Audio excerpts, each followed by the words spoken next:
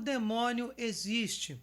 Os anjos caídos nos tentam para o mal, assim como os anjos nos tentam para o bem. Sentimos a força maligna no mundo em que vivemos. Não se trata de uma invenção bíblica, de uma alegoria para representar as doenças humanas, por exemplo. Pensar assim nos aproxima da tentação de achar que os evangelhos, por exemplo, não são históricos e que a teologia da libertação, de cunho marxista, que tem interpretações vazias que retiram a divindade de Jesus, deve ser levada em conta. Não, os evangelhos são dotados de um gênero literário próprio e têm características históricas. Têm como objetivos preservar e anunciar que Jesus é Deus e homem e se encarnou no seio da Virgem Maria e, dentre várias outras coisas, realizou milagres, suspendeu as leis da física, enfim, demonstrou sua divindade. Voltando ao tema central do vídeo, os termos mais comuns para se designar esse espírito mau são demônio, diabo e Satanás. Demônio vem da língua grega, daimon, e significa literalmente Deus, espírito. Significava, nas crenças populares gregas, seres do outro mundo, como espíritos e falecidos, com grande força sobrenatural e que intervinham na vida do homem. Somente pela magia podia livrar-se deles. A filosofia grega os elevou à categoria de divindades, como intermediários entre os deuses e os homens. O termo diabo também vem da língua grega, diabolos, e quer dizer caluniador. Esse termo é utilizado no Novo Testamento sempre no singular. Demônio e espírito mau são usados também no plural, mas diabo é o equivalente ao hebraico Satã, de onde vem o termo Satanás. O hebraico Satã significa literalmente incomodar. De modo geral, tem um significado de acusador e, particularmente, designa aquela pessoa que, diante do tribunal, faz papel de advogado de acusação. Importante, todas as religiões antigas tinham a ideia da existência de seres sobrenaturais que influenciavam negativamente os homens, como entre os gregos, com o nome daimon, como já dito. Mas o que a Bíblia diz sobre isso? Bem, no Antigo Testamento não existe uma crença definida sobre o demônio.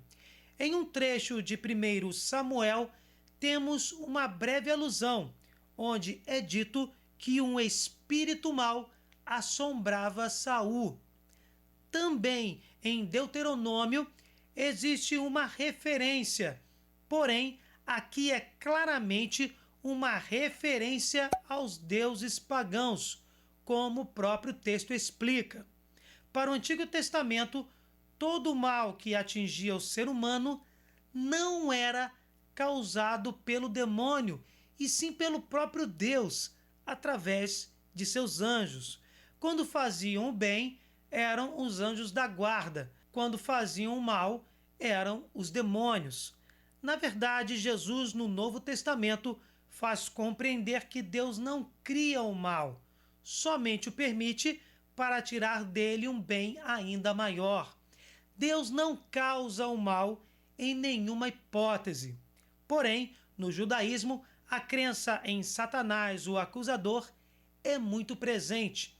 O termo Satanás é usado genericamente como toda pessoa que se opõe a outra pessoa.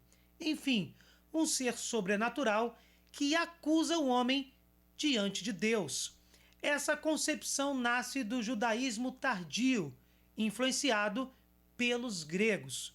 Nos livros apócrifos, como o livro de Enoque, os demônios são descritos como anjos decaídos ou como filhos de Deus que se casaram com as filhas dos homens. Essa ideia está em Gênesis 6.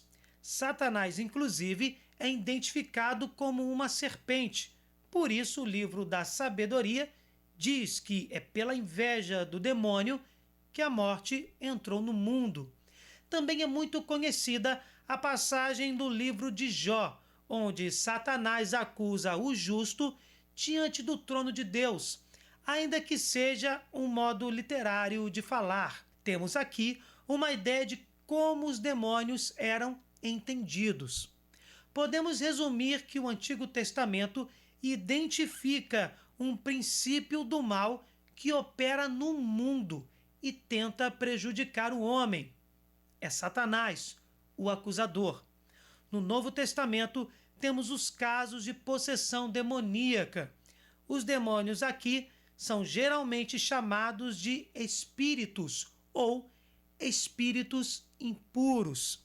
Também usa uma linguagem de mitologia para personificar o mal. Entretanto, esse simbolismo nem ajuda em confirmar certezas sobre os demônios e nem prejudica, uma vez que o Novo Testamento é bem claro quanto à existência desses espíritos pessoais e malignos.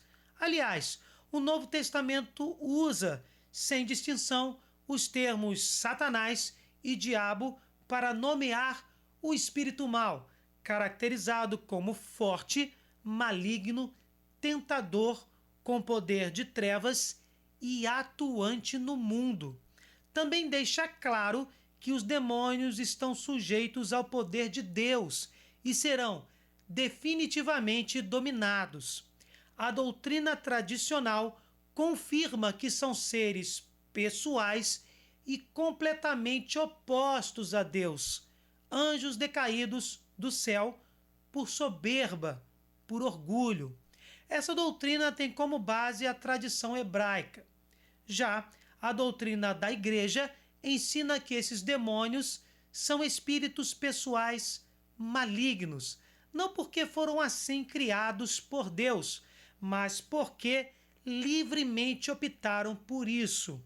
Enfim, a presença do mal no mundo que se opõe ao bem é uma realidade.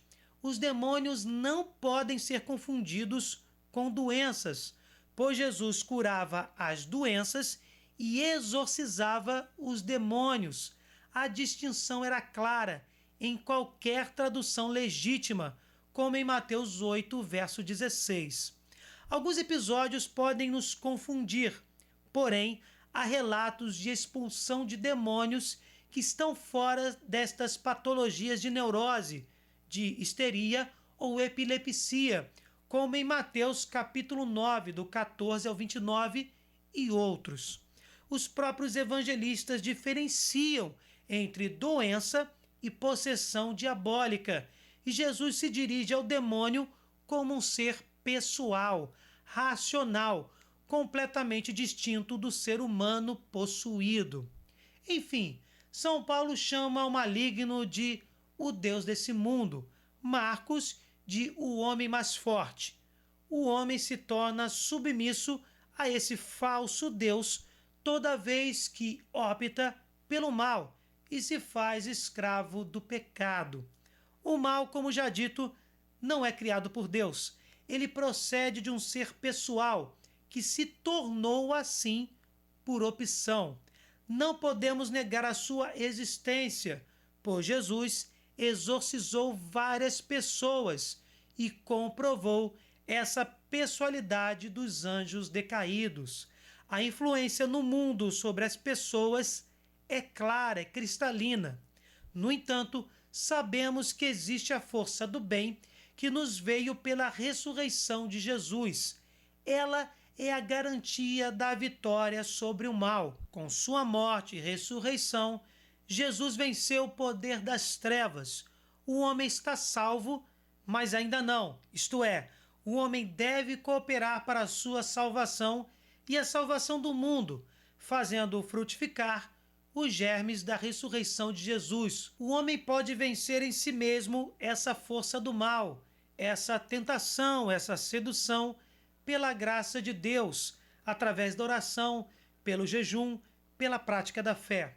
No fim dos tempos, essa força do mal será definitivamente derrotada, perderá sua força e Deus será tudo em todos. Bem, gente, se vocês gostaram, deixem o seu like, compartilhem, se inscrevam no canal, fiquem com Deus, desculpem qualquer coisa e até o próximo vídeo.